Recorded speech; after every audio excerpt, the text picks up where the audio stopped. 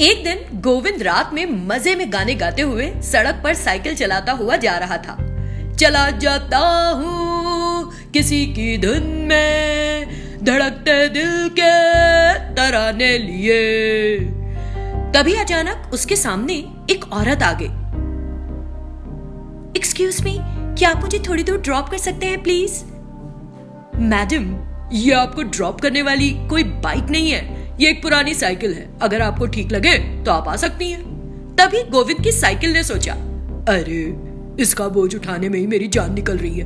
अब एक और अकल नाम की चीज है भी बेवकूफ।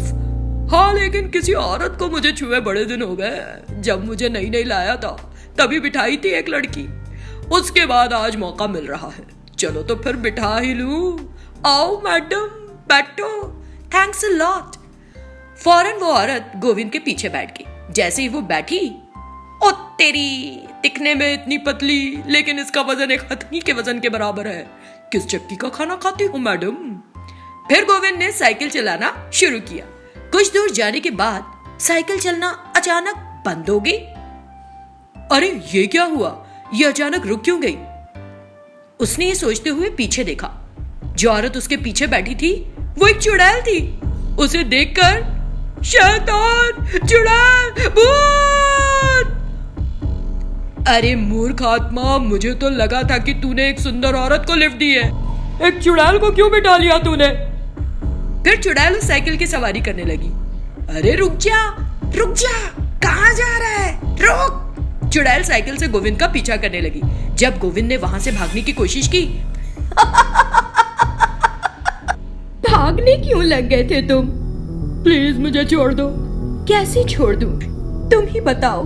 बचपन से एक ही तो इच्छा थी मेरी कि मैं पति के साथ साइकिल चलाऊं। लेकिन ऐसा नहीं हो सका। तुम पीछे बिठा लो तो वैसी ही फीलिंग होगी और मुझे इस साइकिल पर बिठाकर सारे गांव का चक्कर लगवा दो, नहीं तो जान से मार दूंगी। ये सुनकर गोविंद घबरा गया। ऐसे चुप क्यों हो? क्या हो गया? ऐसे मुंह बनाकर क्यों खड़े हो? वो चुड़ैल गोविंद पर चिल्लाई। गोविंद रोने लगा। जिद्दी चुड़ैल पता नहीं कहां से टपक पड़ी। ना जाने सुबह सुबह किसका चेहरा देखा था कि इस चुड़ैल से पाला पड़ गया। हालत ये है कि एक मरी हुई औरत की अधूरी इच्छा पूरी करनी पड़ेगी मुझे। यार मेरी किस्मत। मरता क्या ना करता, गोविंद ने साइकिल सवारी शुरू कर दी। ये कितना मजा आ रहा है ना शोना। ऐसा लग रहा है जैसे कि तुम, मैं और साइकिल एक दूसरे के लिए बने हो। नहीं, हद्दी हो गई। पता नहीं क्या क्या बकरी है। आप में और साइकिल एक दूसरे के लिए बने हो जैसे। कई सारे चक्कर लगाने के बाद गोविंद थक गया और साइकिल को एक जगह रोक दिया। मैं अब और साइकिल नहीं चला पाऊंगा, कृपया आप जाइए। आदमी हो कि पजामा, इतनी जल्दी हार गए? अब देखो मैं कैसे चलाती हूँ। गोविंद डर के मारे पीछे बैठ गया। टेल मी ओ खुदा, डा डा डा डा, अब मैं क्या करूं? मजा आ रहा है भाई। ओहो, सुबह होने वाली है, अब मुझे जाना होगा। अच्छा तो हम चलते हैं। उसके बाद गोविंद भी अपनी साइकिल लेकर वहां से चंपत हो गया। संजय नाम का एक जवान लड़का दिललापुर गांव में रहता था। उसे बाइक चलाना बहुत पसंद था, लेकिन क्योंकि वो एक बहुत वेल टू डू परिवार से नहीं था, उसके पापा ने उसको बाइक नहीं दिलाई थी। एक दिन उसके साथ के सभी लड़कों ने तय किया कि बाइक से कहीं घूमने जाते हैं। अब संजय के पास तो बाइक थी नहीं, तो उसने सोचा कि उसके घर के पास रह रहे अपने दोस्त से बाइक के लिए एक बार पूछ कर देखे। यार सुरेश, मैं कल अपने दोस्तों के साथ जरा घूमने जाना चाह रहा था, तुम मुझे अपनी बाइक दे दोगे? मैं परसों वापस कर दूंगा। क्या मैं तुमको तुम्हारे दोस्तों के साथ घूमने जाने के लिए अपनी बाइक दे दूं? वाई, अपनी बाइक खरीदो ना और जाओ जहां जाना है। सुरेश ने संजय का मजाक उड़ाया। संजय को बुरा लगा, बहुत बुरा। संजय का मूड बहुत खराब था और वो वापस घर आया। मैं अपने दोस्तों के साथ कल टूर पर जा रहा हूँ, मुझे पैसे चाहिए। ऐसे अचानक पैसे मांगोगे तो कहां से दूंगा बेटा? फिलहाल हाथ जरा तंग चल रहा है, फिर कभी चले जाना। हद है, मेरे दोस्तों के माता पिता ने उनको महंगी महंगी बाइक्स खरीद कर दी हैं। लेकिन आप मेरे लिए एक साइकिल भी नहीं खरीद पाए। अब मैं आपसे उनके साथ जाने के लिए कुछ पैसे मांग रहा हूँ तो उसके लिए भी मुझे मना कर रहे हैं। इस तरह वो अपने पिता पर चिल्लाया और घर से बाहर चला गया। वो सड़क पर अकेला चल रहा था। कुछ देर में अंधेरा हो गया। रास्ते में अचानक उसे सड़क के किनारे एक बाइक खड़ी दिखी। संजय बाइक के पास गया तो देखा कि उसकी चाबी भी लगी हुई थी। वाओ, इतनी शानदार बाइक, इसकी चाबी के साथ सड़क के किनारे कौन खड़ा करके चला गया? उसने इधर उधर देखा लेकिन उसे वहां कोई नहीं दिखाया। अरे कोई है, लेकिन किसी ने जवाब नहीं दिया। यहाँ तो कोई नहीं है, क्यों ना इस बाइक को ले जाऊं, कोई पूछेगा तो फिर देखा जाएगा। ये सोचकर वो उस बाइक पर सवार हो गया और आगे बढ़ा। सड़क सुनसान थी, दूर दूर तक किसी का कोई नामो निशान नहीं था। बाइक मिलने पर संजय बहुत खुश था। उसने गाना गुनगुनाना शुरू कर दिया। जिंदगी एक सफर है सुहाना, यहाँ कल क्या हो किसने जाना। तभी अचानक बाइक हवा में उड़ने लग गई। हाँ, ये क्या? अरे मैं गिर जाऊंगा, वहां कोई है, मुझे बचाओ, मुझे बचाओ। संजय जोर जोर से चिल्लाने लगा। तब भी पीछे की सीट पर एक चुड़ैल दिखाई दी। वो अजीब तरह से हंसी। बाइक पसंद नहीं आए? संजय के हाथ पांव फूल गए। वो जोर से चिल्लाया, हे भगवान, चुड़ैल चुड़ैल, मुझे बचाओ। चिल्लाओ मत, गुस्सा मत दिलाओ मुझे। तुम कौन हो? मेरी बाइक पर क्यों बैठी हो? तुम्हारी बाइक? डोंट माइंड, लेकिन झूठ मत बोलो। इतना कहते हुए शैतान ने बाइक को हवा में उल्टा कर दिया। बाइक झूलने लगी। ओह गॉड, मुझे चक्कर आ रहे हैं, प्लीज मुझे उतार दो, मुझे छोड़ दो। अच्छा बोलो, ये बाइक चाहिए तुमको? हाँ, मुझे बाइक चाहिए।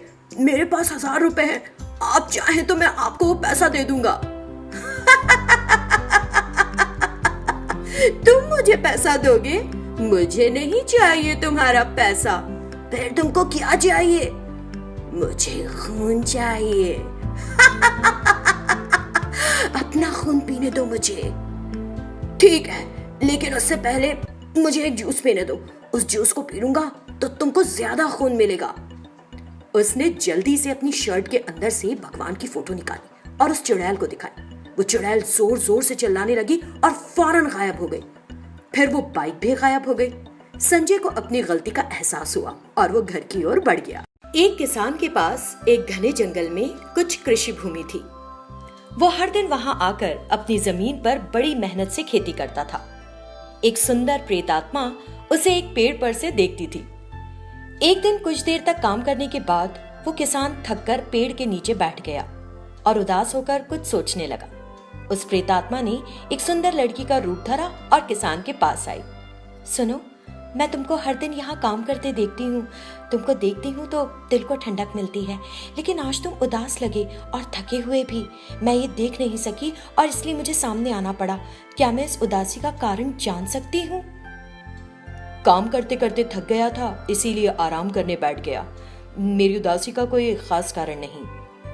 इतना कहकर वो उठकर चला गया। तब उस प्रेतात्मा ने सोचा, ये किसान रोज पूरे पूरे दिन काम करता है और थकता नहीं। आज उसने बस जरा सा काम किया और घर चला गया। कोई तो वजह होनी चाहिए ना। कल आएगा तो बुलवा के रहूंगी। रात में घर पर किसान ने कुछ पानी पिया और 9 बजे ही जाकर लेट गया। काफी देर तक कुछ सोचता रहा और फिर उसकी नींद लग गई। सुबह वो फिर से अपने खेत पर काम करने के लिए निकला। रास्ते में एक व्यक्ति अपनी भैंसों को चराने के लिए ले जा रहा था। किसान को देखकर वो आदमी उससे बात करने लगा। अरे, तुम्हारी पत्नी की अचानक 2 दिन पहले मृत्यु हो गई, मुझे पता चला। बहुत दुख की बात है। मैं तुम्हारे चाचा को एक फिर से अच्छी लड़की का चयन करने और तुम्हारी शादी करने के लिए कहूंगा। किसान ने कुछ जवाब नहीं दिया और अपने खेत की ओर बढ़ गया। उधर प्रेतात्मा सोच रही थी कि किसान आएगा या नहीं। किसान को आता देखकर बड़ी खुश हो गई। किसान ने कुछ देर काम किया और फिर उस पेड़ के पास आया। फिर उसने बस कुछ पानी पिया और वहीं पर बैठ गया। वो प्रेतात्मा उसके पास आई। सुनो, मैं तुमको 2 दिनों से देख रही हूँ। जरा सा काम करके थक जाते हो। क्या तुम्हारी तबीयत ठीक नहीं है? ऐसा कुछ नहीं है। हर दिन तुम खाना लाते थे, लेकिन कल नहीं लाए। मुझे नहीं पता कि आज लाओगे या नहीं, इसलिए मैंने तुम्हारे लिए खाना तैयार किया है। ठहरो, अब मैं लाती हूँ। ये कहकर प्रेतात्मा चली गई। फिर किसान ने एक बार अपने खेत को देखा। खेत में अब बहुत कम काम बाकी रह गया था। किसान ने सोचा, ये क्या बड़ी अजीब बात है, मेरे पीछे खेत में किसने काम किया है। इसी बीच वो प्रेतात्मा वहां आ गई। किसान को खाना परोसते समय प्रेतात्मा ने उससे पूछा, दोस्त, क्या मैं तुम्हारा नाम जान सकती हूँ? खाना खा रहे किसान ने कहा, मेरा नाम शरण है। अच्छा, ये बताओ इतने दुखी क्यों हो? मैं बताऊंगा, पहले तुम मुझे मेरे एक सवाल का जवाब दो। ठीक है, पूछो शरण। तुम हर दिन मुझे देखती हो, जब मैं इस पेड़ के नीचे बैठता हूँ तो मुझसे बात करती हो। मुझे लगता है कि तुमने मेरे खेत का काम भी निपटाया है। आखिर बात क्या है? देखो शरण, मैं नहीं जानती कि तुम कौन हो। मुझे ये भी नहीं पता कि तुम शादीशुदा हो या नहीं, लेकिन मैं तुमको हर दिन देखती हूँ और मैं तुमको पसंद करने लगी हूँ। मैं एक प्रेतात्मा हूँ। अपने प्यार का इजहार करने के लिए मैंने ये रूप धरा है। मेरी शादी हो चुकी है। बीमार पड़ने से 2 दिन पहले मेरी पत्नी की मृत्यु हो गई। अगर तुम मेरी दूसरी बीवी बनने को राजी हो तो इस औरत रूप में मेरे साथ चलो, मैं तुमको अपने लोगों से मिलवाऊंगा। इस तरह शरण और उस खूबसूरत लड़की ने परिवार के सदस्यों को मना लिया और शादी कर ली, और ये दंपत्ति जंगल में एक सुखी वैवाहिक जीवन बिताने लगा।